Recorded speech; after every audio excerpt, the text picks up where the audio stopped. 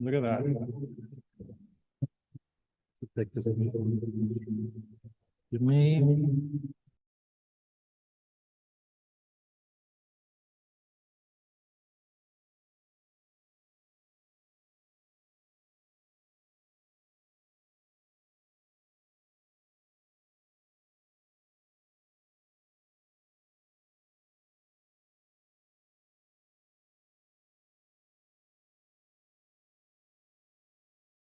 The launch of Southword in our programme.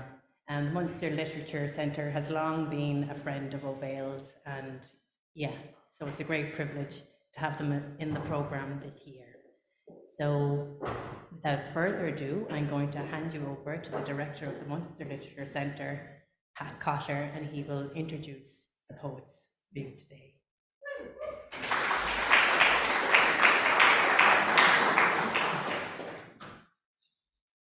How are you doing? Patrick Cotter, and I've been director of the Munster Centre now for over 20 years.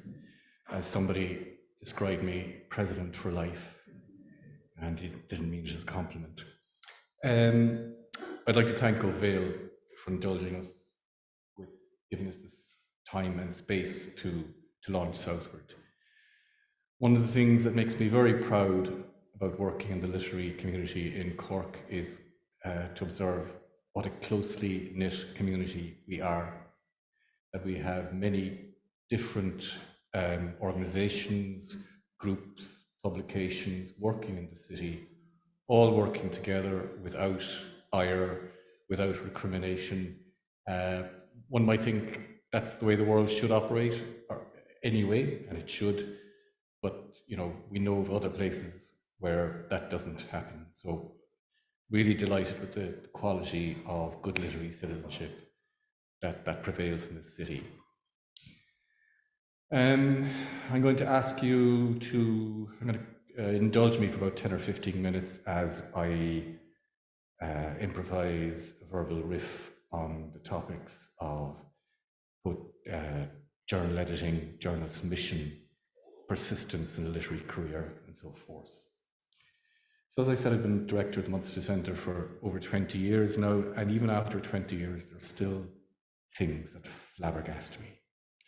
And one of the things that flabbergasts me is the number of times I've observed individuals will apply for mentorship with us, not be successful in getting a mentorship on their first attempt, and then never try again.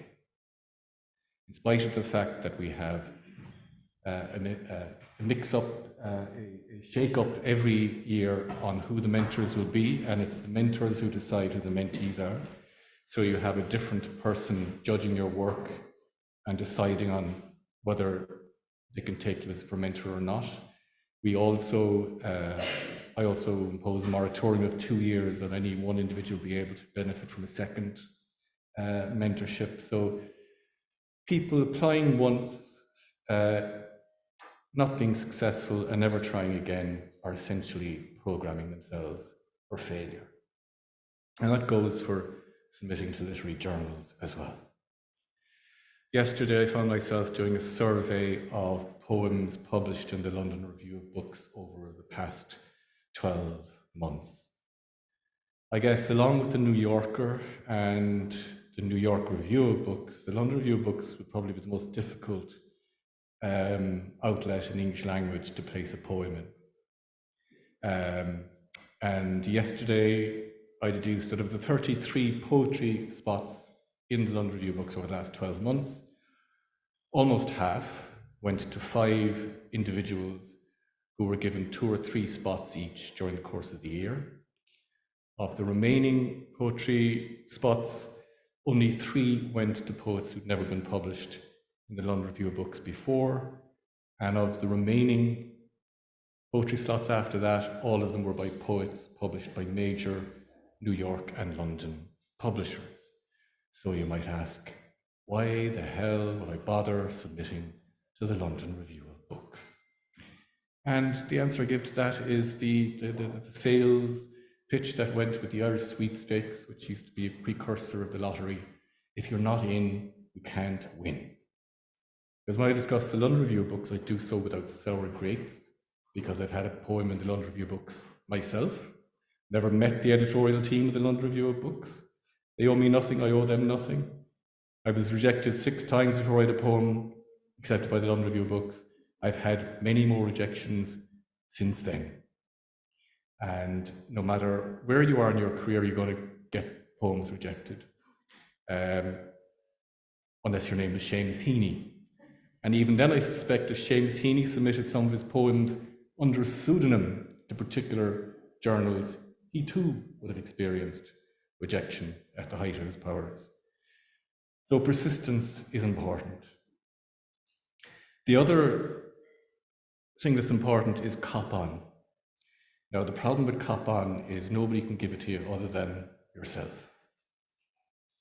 Nobody at all. But I mean, when I'm selecting poems for Southword, I'm looking for well-written poems. Now, it's a journal that's edited, published out of Cork. About 50% of our subscribers are living outside of Ireland. About 50% or more of the poets we publish are from outside of Ireland. With 3,000 submissions, I don't have time to be reading the biographical notes before I select the poems. Now, obviously, of course, I recognize some names. On other occasions, I'll have a vague idea that this could be somebody who is emerging and who might be local to Munster, local to Cork, or local to Ireland, and I might read the biographical note in advance just to double check. Because while I will never publish a bad poem by a so-called local poet, I will exercise a preferential bias when it comes to choosing a good poem by a local poet and a good poem by a poet from elsewhere when space is tight. But the poems must be good. And you might say, well, what makes a poem good? And things you pick up a journal of Southword, read from cover to cover, and you'll see poems are quite different from one another, but they all have a strong voice. They're devoid of cliches. They have a sense that the poet knows what they were doing when they composed each line and laid it out. And I think the best way to develop your own voice is possibly counterintuitively to read as many other poets as you possibly can. If you are restricted in your influences, you're going to be restricted in your output. You're going to have so few examples to learn from that you're likely to be writing in somebody else's voice. So counterintuitively, the more poems you study, the more poems you're aware of, the more poets you're aware of, the more scope your own voice has to develop a synthesis of those into its own individual character. And when I talk about being influenced by other poets, I'm talking about cross-generational. I'm talking about cross-cultural, cross-national, cross-linguistic, even if it's about reading poets from other languages and translation. For 2 generations in a row now, a survey of American poets in their 20s and 30s revealed that when they were asked who their main influences were, they named one another. Even the poets who were 20 years older than they weren't reading. And I believe that phenomenon is reflected in a certain zaniness to a lot of middle-ranking American poetry publications. And there's these poems that will conform to a particular fashion and will be unreadable in 10 or 20 years' time. So read as widely as you possibly can in order to improve your own work. Right. That talk mercifully was shorter than I expected it to be, so I'm just going to start introducing poets now from Southword. Jake Griffin is a graduate of a workshop series I gave last year. I chose his poem, I Won't Call You Death Bell, for Southword 45, because I liked the musical energy of the poem and the cluster of original metaphors therein. Jake is from the north side of Cork and works as a multimedia creator. Please come up here, Jake, and read your poems.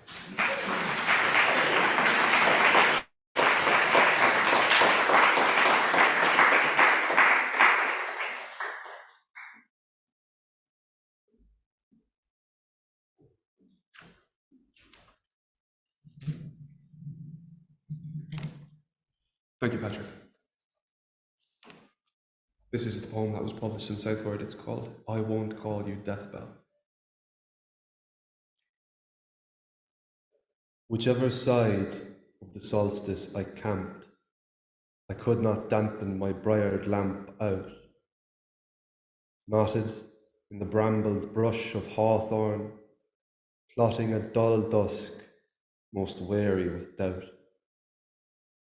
Trust was dangled on a thin strand of silk, hung on the barb of soft conversation, baited with the honeyed tongue set dancing, reeling home the sickest sweet sensation. Foxglove tea held, no milk of the poppy, to pass easy into an unknown sleep. Rue it all, retching and clawing, reaching into myself, Rome fell in an hour. But I won't call you Death Bell, darling.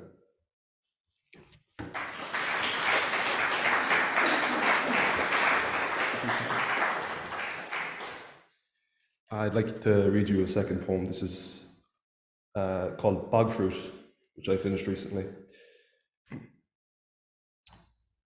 My identities become strangled effigies, divining a hazing hinterland wherein wait portals of witch hazel, of alder, of sunshine peat supped by juniper. Pollen and lapilli spin tangled tapestries, bog bodies clad in heather mantles don identical twisted leathery manners. Sinkhole kingship, ruling ruby sunsets. Bracken and ghastly sphagnum blush, below the bruised path of reed and rush, bramble purples and spread lichens haunt the haunches of damp boots, trodding dew-beaded grasslands back to a beating lump of warmth. Thawing my marrow, thawing my terror, though steeped in sorrow, I bathe in wonder. Thank you.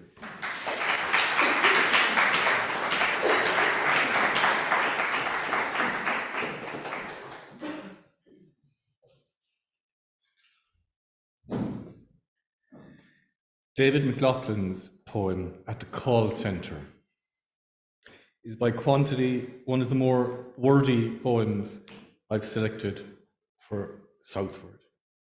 In spite of its garrulousness, there isn't a word wasted as he weaves a meditation on place and displacement, built up with an accretion of detail. David's third collection, Crash Centre, is forthcoming from Salmon next year.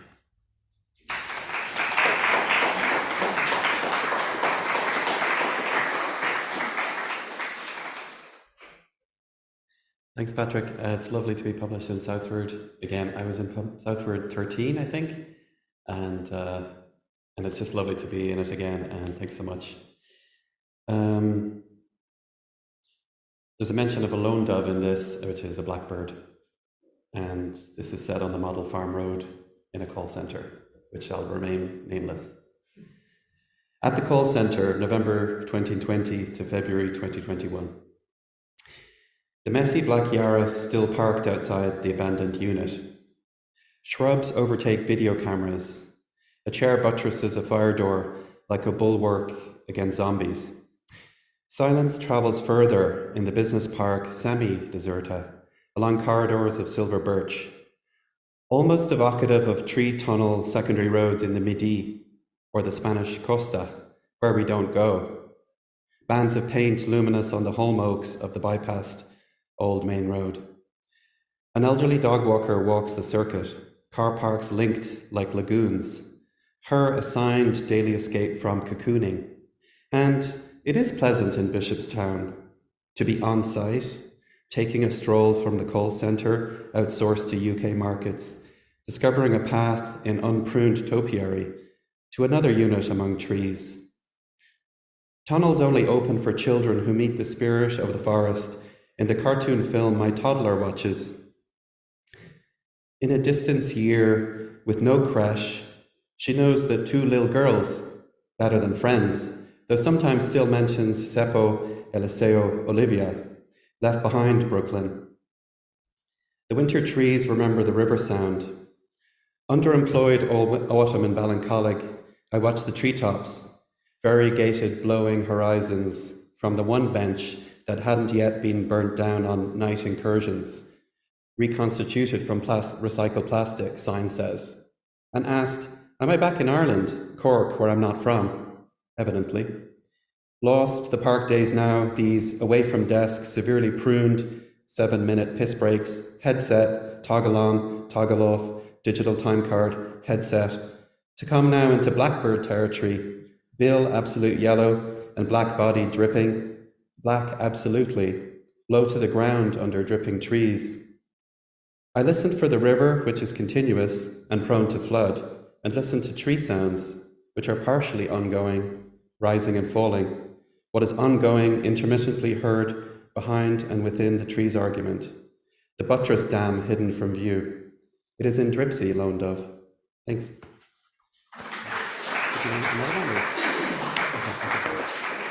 So, thanks very much. That was my first Cork poem. This is another one. This is from my next book. Just to give you a tiny bit of context, so like 80% of the book is kind of about a toxic relationship between a student and a mentor in a kind of a religious sort of elite boarding school. And in this poem, the speaker, aka myself, comes back to the school and is still kind of working out what really happened in terms of that relationship. Trapped by trees. Cozy in the same parlour as before, my mind snips the tubes between sensation and memory, his face avid, almost billowing. This time I'm an old boy in my late 20s, Goldmund or returned Glenstallion, driving my mother's car on a learner permit. Receptionist nod, grave, half-comic inclination of old teachers stopping to chat. Terry a pace back, witnessing, half smiling, as Father Simon mocks, what are you doing here again, McLaughlin? The affection acknowledges, I've passed beyond their remit, though I'm still tied. Wild rain, monks in rear view, gather skirts and run for the castle. Halfway along the front avenue, a big oak's down, circumference to my windscreen top. A screeching 5-point turn in second, branches bristling, blood trees in the optic nerve. No worries, route home via the back avenue, but another one's fallen in the space of stopping. Fairy tales would connote a mysterious funneling towards some end manipulated by the castle or manor house. I walk back up towards twinkling medieval lights. Monks gather, matronly concerned, but ambivalent about external disturbance so close to Compline. Terry gestures all that bullshit away with a hand chop. Give him the fucking phone. Pursed lips hand over the bakelite I used to dial him 185 100 times. I ring my parents. You'll stay for dinner, Terry says, then we'll get you on your way. I process in with the monks and some guests, pre-novice tryouts, conservative in civvies. Listen to a reading from the podium, some desert father or obscure apostle, everyone fast-spooning soup in silence. We stand for prayer, process out. Boyd, I walk down. Someone's freed me with chainsaws. I drive through the trees. The road home routes me around the avenues, my Mobius for the foreseeable years ahead. Thank you very much.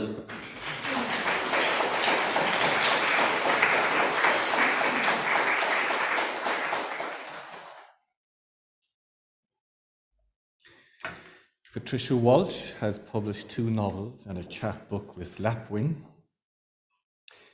Her poems have a mystery to them. One could liken to the mysteries to be found in the work of John Ashbery or B. Times' Eleni Quillinan. There's never a tired locution or cliche to be found in them.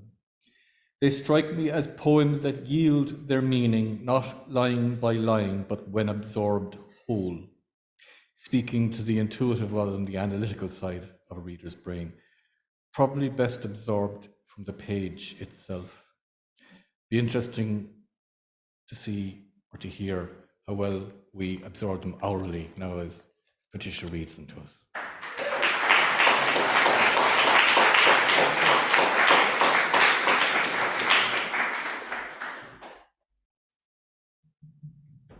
Thank you, Pat. This one is called Love Being Invented.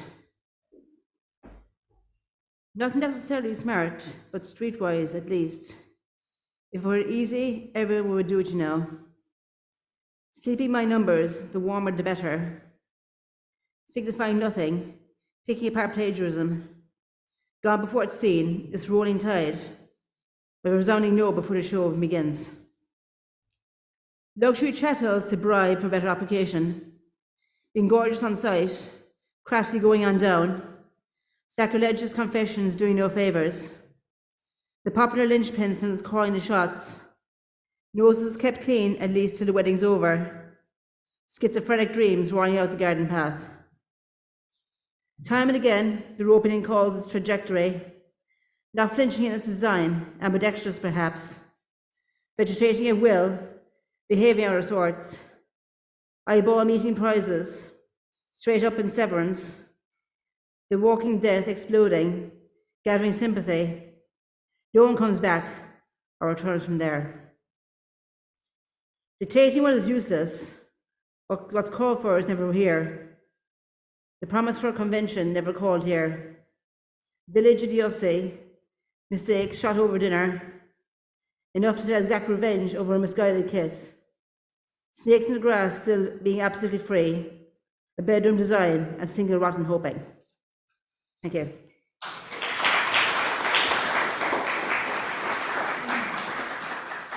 This one is called voiceover. Grasping the nettle over these tax returns. Speculating over benefit in live stream now. Time travelling deluxe. Rubbish ending. Formulaic time servings rummaging to the cross. Heightened lights arrested, catching you there. Fearing the ridiculous, bruising the fragrance. Dark matter over days, completion scared. Stretching into dust-like days, writing itself. Guided by voiceover, formulaic announcements. Walking past deadlines performs a common touch. The garbled redemption and the sly working. Whatever wanted got, on pain of disintegration. Untitled carnage, measuring the rich clique. Not mattering somewhat, muttering to the joke, limits to form or even a proddery poise. Proving it is yours, smothering too much, staring at the wrong time, unable to read, sleeping with the bone structure, starved to fit, high water beauty never sounds so sweet. The good news about retail that always sticks. Washed clean of salvation, studying the irrelevant, sanitizing extremities, the time being fled. Ropes into quite disaster, exonerated quickly. Coughing up judgment, were slightly adjusted. The jibe writ small, turn the air into voice. Thank you.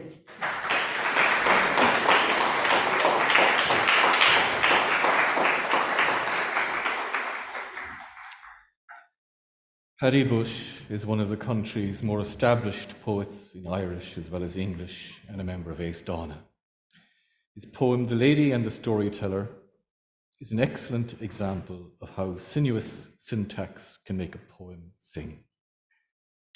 It's a poem which acknowledges we live on an island with more than one language, and addresses the political dynamics that can be at play between different linguistic communities, different social classes, between academy and the folk tradition, perhaps even between the rural and the urban.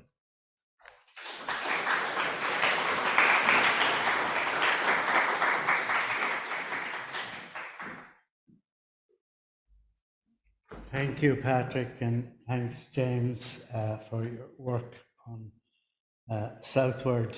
The Lady and the Storyteller, there is a specific story behind it, but I won't go into that. The poem is dedicated to Sean McAteague. It was in his bones before he was born, the island mountain that had stretched itself lazily into the sea for centuries, or reached mysteriously into clouds in search of the old gossip and stories that he, in turn, told to the islanders. But when the lady, speaking de très haut en bas, and carefully marshalling every last weapon in her armory of superiority, belittled the storyteller's mountain along with all its imaginings through the generations, and explained how valueless his old stories were, even those told by the mountain, how confused his languages were, especially those she did not speak. He drew her as a stick doll, a cartoon he carried from the base to the very summit of the mountain, where he let the wind take it, then watched it drift and diminish out of vision, accompanied by the raucous mockery of seabirds. The other poem I read.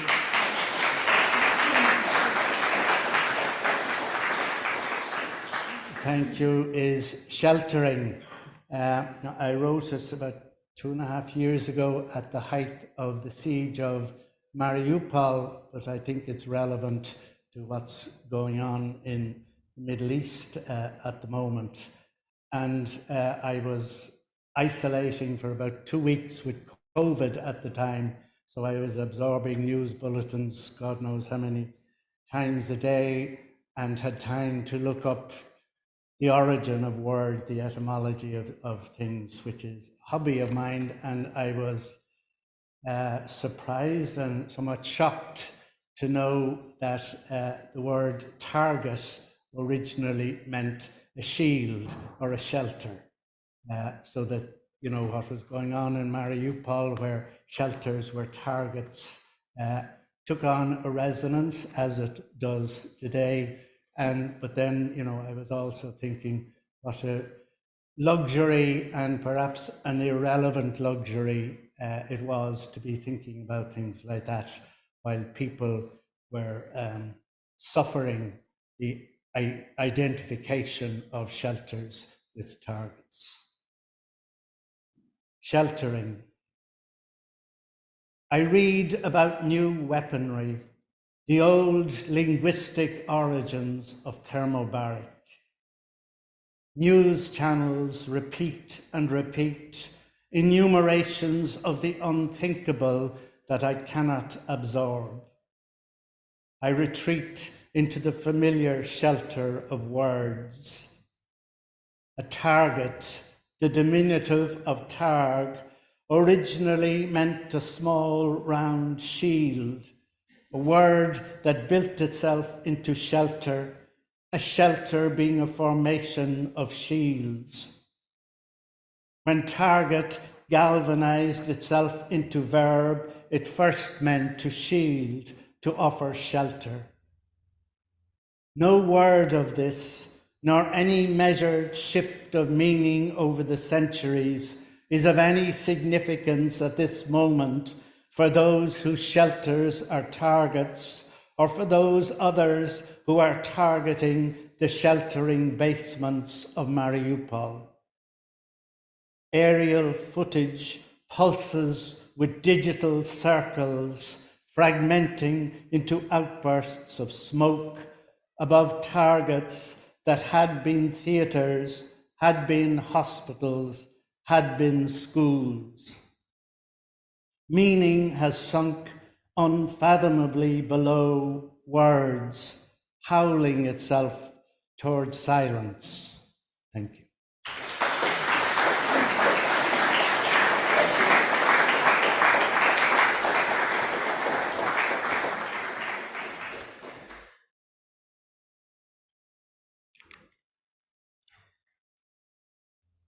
Stephen Spratt's poems have appeared in Poetry Ireland and elsewhere, as well as Southword.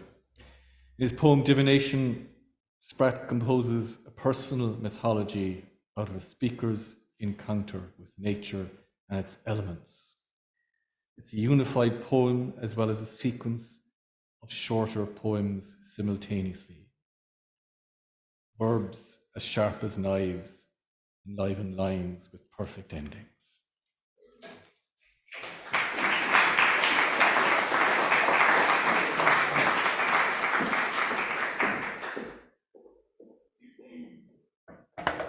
Thank you, Patrick, and thank you for inviting me. And just a little bit of background. So this is poems organized around the 5 elements of Chinese philosophy, which have many meanings, really. But so each stanza is representing a different element. But it also started off as a love poem, and that's sort of where it ends up. Divination. Wood. Your heart shines like a star beside the sea, but I would draw you here, beneath the trees, to an old grove where a young boy once carved spells deep into bark of oak, cut and charmed green birch twigs into chains to kiss your wrists, built a bower where our little birds might nest. Then I would keep you here forevermore, far from the voices calling at the shore. Fire. Hands cupped against the wind and the world, lit from within like the Tiffany lamp wings of a dragon, enfolding the last of its gold. It dreamt of a silver coin moon, chasing it again across the sky till morning, reimagining, perhaps, the long foretold disasters that would soon be engulfing him, cupped though he was against wind and world. Earth. I no longer believe human beings can achieve escape velocity, and like the silly boy that I was, filling up with soil through a mouth of shattered teeth, roots splitting apart fingers and toes, insects feasting as I fought like a fool towards the beckoning light, only to be pulled back down by hands that grip like the talons of birds. Metal. Can you see the stars birthing iron at night? Hear the young ones taunt the core beneath us with tales of the surgical knives they'll become in some future of steel. Feel the old core shiver as waves of relief whisper the far worse fate avoided. Godlike, excising multitudes of undreamt dreams to save or just assuage a single life. Water. Oceans hold the secrets of the universe in spells of quantum chemistry and curses hurled against rock. We too encode our secrets at the subatomic scale, then forget the worst ones as best we can, unaware that even silent songs sing like malware. At the shore, pink blossom falls upon my face, and there you are, moving with a slow grace. Thank you.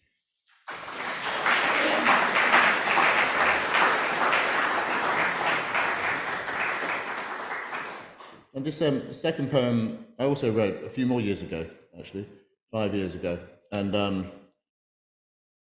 but it seemed relevant today, perhaps for the same reason that Paddy just mentioned. And that a week ago, I think the UN said that the citizens of Gaza were in danger of imminent starvation, and this poem is sort of, unfortunately, still depressingly relevant. It's called Seeds. Seeds sown as soon as Persephone rolls in from her big night out into dark alluvial soil will tend, if the sky gods smile, to yield enough to keep the indolent and simple-minded alive, and breed budding tyrants to battle the tiny crowns. So tall spears rest in huts, smelling of bread and beer, while famished farmers scratch their heads over the loss of the good old days that can't now be reclaimed without a cull of the innocents. Sigh, domesticate beasts of burden, and plough on through forests and deserts, a millennia of mud, felling, flooding, planting, exhausting, expanding across oceans and continents and back again, extracting, adapting, and proliferating as richer crops increase the heartbeats a good harvest can support. These precarious lives need luck every May from her queen, offer Lou first fruits, and trap corn goddesses and dollies to ensure they're around next year. But the old gods fade when ploughs accelerate through enclosed and rotating fields, that gobble up commons and little plots, until carts, barges and trains burst with grain, and depleted soils are fertilized by islands of bird shit, nitrogen and ammonia, and crack tractors kill fantastic horses, and Norin 10 doubles productivity again to 8 tons per hectare. And we multiply too, fast but not so fast. 7.7 billion mouths to feed, but food perhaps for 10. And still, 85,000 infants starve to death in Yemen, and millions may soon exit through the same door. Famine, when the old gods are dead, is not an act of God. Sometimes it's just policy, as with General von Trotha pinning the Herero in the desert to punish them, Stalin silencing the folk music of Ukraine, or Saudi jets sending blue sand boots to the bottom of a Red Sea. At other times it's dogma distilled into madness, like the Great Leap Forward, or a fusion of the two, when dogma is descended from Malthus and policies devolved to zealous bean counters with views about lesser races. Bengal, Ireland, nameless, numberless. Regardless of whether the black horse could have been thwarted, it feels the same.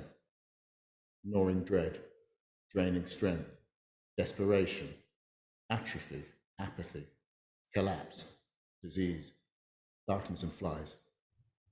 The good die first. Ties snap. Speech lacks both meaning and breath. And perhaps it is this, or the fear of it, that leads weary nomads to wonder if life might be better with a bit more certainty. Wonder if they should stop in some safe spot where the grass grows tall, hang up the flint spears, dig a few holes, sow some seeds. Thank you.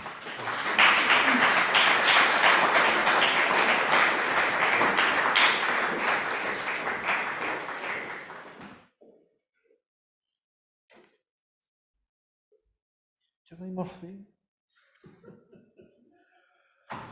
Owen Cahill's poem was a prize winner in our annual free-to-enter subscribers contest, chosen by my colleague, the poet James O'Leary.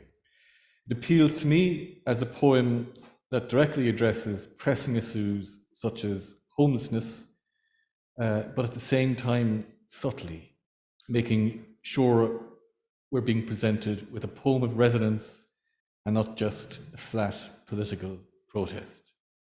Owen's poems have been recently appearing in Cork Words 3 and Black Bow Poetry.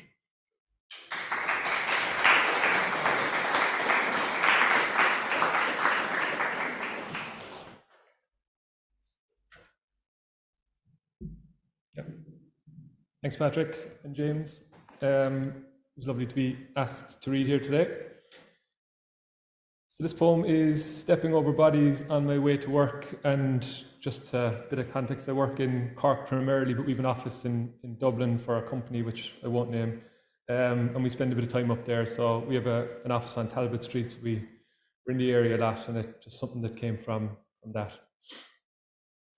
Stepping over bodies on my way to work. Turning on to Talbot Street, I pass under the railway bridge, propped up over the road on 4 fat stilts, like one of those landing craft used on D-Day. In its shadow, pools of piss and bodies. Do you have a spare fag, love? asks a body at the door of what used to be a hotel. Please pardon our appearance as we complete our transformation, says a faded yellow sign in the window.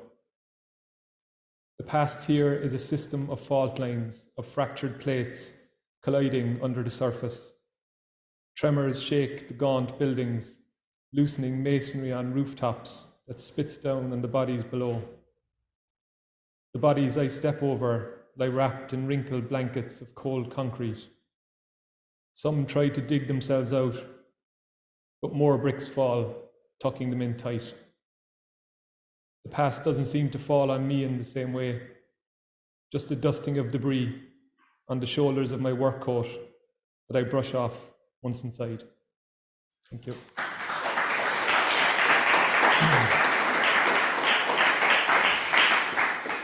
So the second poem I'm going to read is, it was recently published in Howl, thanks to the guys there. So sorry if I read it recently at the launch, so apologies if you've heard it already, and if you didn't like it especially. It's very local. It's my grandmother's house is up the road here in Upper Friars Road, so I remember we would have walked past this venue, actually, or this venue, a convent as it was back in the day, and being told about Nan O'Nagle, but me confusing in my head Nan O'Nagle with Mother Teresa. And for years then I assumed that Mother Teresa was actually from Cork and her convent was down in Douglas Street, so I was set straight later on. But yeah, this is a poem about my grandmother and her house. Friday at 19, Upper Friars Road. On the crest of the city, a young man stops before a slight terraced house. Startled by laughter that bulges out the door, he rings the bell. How are you, bye? Uncle Noel, youngest of the 12, leads him through a hall that seems to shrink with each step. He stoops through the kitchen door, squeezes past aunts, uncles, second cousins once removed, slapped and shook, stamped with lips, led to his grandmother who accepts a kiss on a cold cheek. Sit down there. Hunched at the hob in her altered chair, she lifts a dripping peeled spud from the pot, examines it, starts to cut. The small blade nestled beneath her index finger, she works the sharp edge through, hitting the board with a muffled knock, knock, knock. Careful incisions made with her good hand, the other laid across her lap, knuckle and bone swollen and fused. From her elevated seat, she conducts a team of mouthy servers with nods, eyebrows, a few words. She drops the cut potato into the deep fat, sending up a roar. Spatters fly, but she doesn't flinch. She breaks an egg into the pan. The young man sits, dazed in the din, as Noel tries to get a rise out of her. Hands bang the table, chair legs scrape as bodies contort with laughter. Do you hear him? She says, eyes thrown to the ceiling. She shakes the fat off the chips, slides on the egg, nods to the table. Noel serves with fake panache. The young man sits, stares at the plate, salivates. The chips glisten, all edges, stacks of golden treasure piled around a white globe, its yellow core. He bursts the yolk. It spills through the crowded plate. Thank you.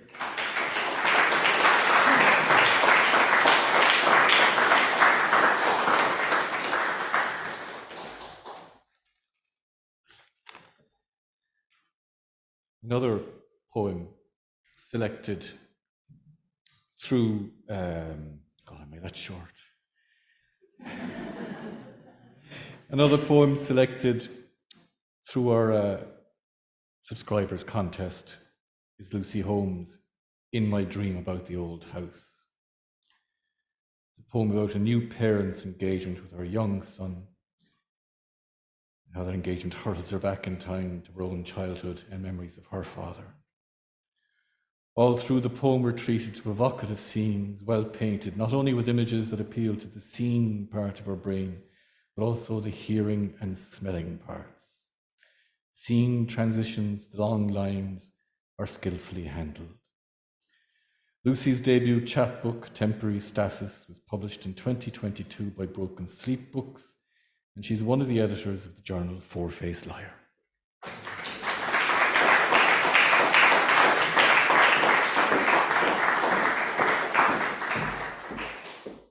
Hi, everybody. It's always such an honour. Sorry. Sorry, Pat. It's always such an honour to be involved in anything to do with Ovale and Southword. Thank you for inviting me, Pat, and thanks for choosing my poem, James. This is In My Dream About the Old House. I am in your office, emptying the Formica pencil pots with rubber lids, opening a slim drawer full of copper change. I climb branches of paper clips, swim in coagulated ink pool blots. From the window, I spy you smoking by the apple tree. You came back home to take us for a test drive. I'm in a Vauxhall showroom in 1986. The burn of extra strong mints and plastic on new company car seats. Soon we reach the cliffs. The sea waves us over and the chilly northwest breeze slaps our ruddy cheeks. We take seats on the front row bench for Dover's deafening chorus line, while gulls stamp their feet, yell loud enough to wake the worms. Thin yellow bills scour gravel, the Cornish pasty crumbs. I'm in my bedroom. I remove my infant son from around my neck. He leaves the imprint of a fresh sprung tooth upon my cheek. He'd swallow me if he could. Downstairs we glide, hold tight now, see, it's light. He takes my hand, calls falling with every step as I stroke his sweating brow. You meet us again in the hallway in a navy suit and wide striped tie. In your pocket, a pouch of Capstan tobacco flakes. I snatch your spectacles and put them on to dance and shout, I'm Daddy, look at me. The silver smoke rises. I count the glass brick panes in your eyes, hear the hiss of the TV coming to life, playing the theme to St. Elsewhere. Sod death, you say with a wink. You'll be all right, love. Have a drink to ease the pain. I'm in the garage. We cheer with mismatched glasses, but I cannot raise my flute and bow my head. At the sweet scent of matted grass clippings from the Flymo, of Dulux paint-splattered rulers bathing in white spirit, I am 8 again, playing make-believe. I cannot see the whole picture, wonder if I ever will. You hadn't smoked for 40 years. Thank you.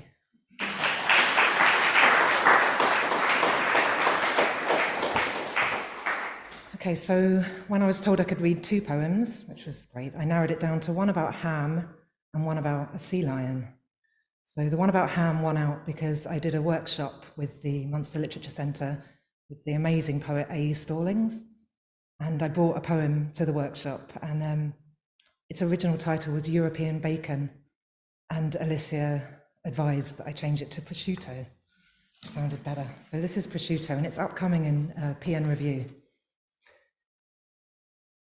Phosphorescent in the pan, incongruous, like us at our first meeting.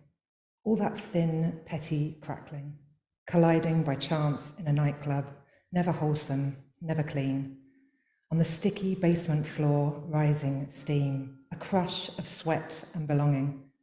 In those days, food was a boring distraction, at most a box to be ticked. Before insatiety. We never cooked. I never got to see the city through a soft focus Ottolenghi lens. You picked me no Fiora di Zucca, no, only microwaved lasagna from your mother's freezer, offered burned pancetta, scant scraps of a richer dish that might sustain me. Soft crumbs from a sacrepantina was the most I could hope for. To pick them off your sweater one by one, to know such sweetness was transitory, and that I was not your choice. Thanks.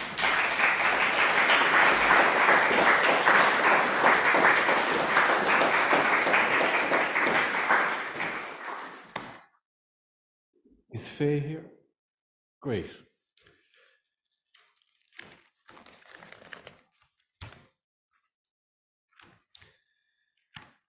There's some very famous snail poems in the English language, the likes of William Cowper, John Montague, and Tom Gunn. That presents a challenge to anyone who wants to write about them again. Faye Boland, in her poem Cochlear, deals with snails in a nice, succinct fashion, which revolves around etymology and naming, in a way that almost reminds me of the Dinshankus tradition in Irish literature, which is about the naming of places. Her language is crisp, original, and musical in this poem. Faye has won a number of prizes, and her collection Peripheral appeared in 2018.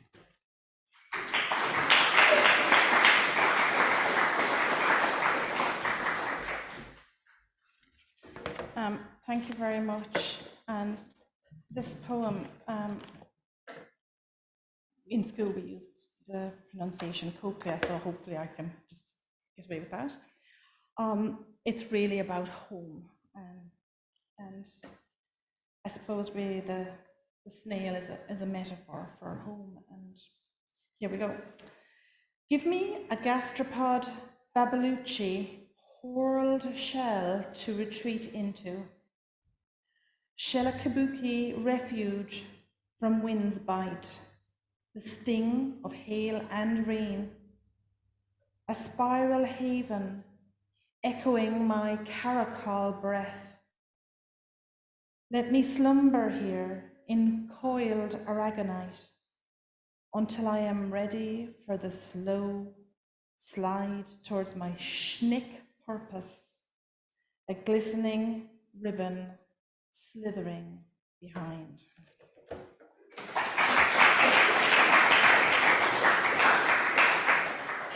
And the second poem, in keeping with that theme, is about a plant, Montbretia, and it's my son's favourite flower.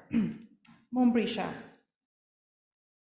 Consider the panicled coxcomb that grew against my father's stone shed, their orange blaze, the slender sword-like leaves I hated as a child, so much so I pulled them, leaves and corms, to stem their spread.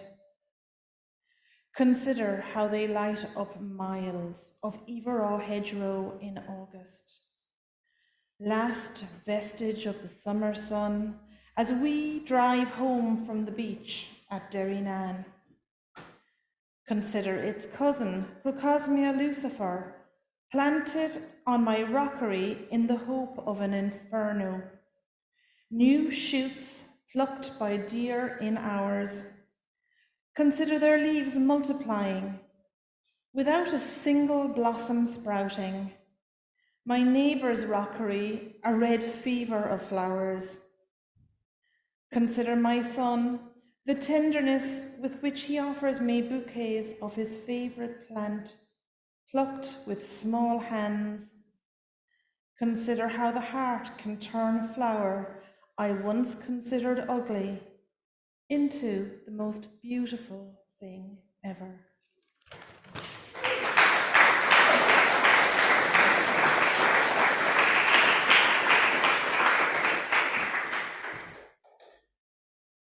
"20 minutes before the next event begins, so that means there's time to imbibe some quality liquid nourishment, both of the inebriating kind and otherwise, down at the back.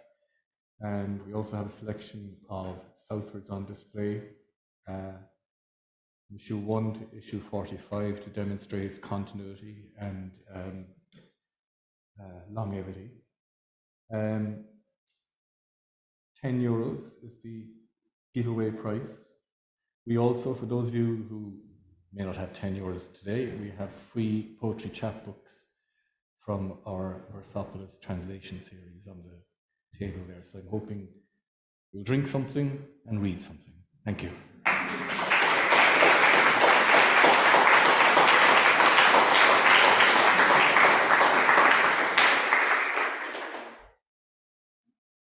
Thank you so much, Pat Cotter, and all at the Munster Literature Centre, and everybody who read. I think that was just a great way to kick off the Winter Warmer Festival. And just to let you know that we'll be back at 4 o'clock with Lema Vincey and Sarah Clancy. See you then.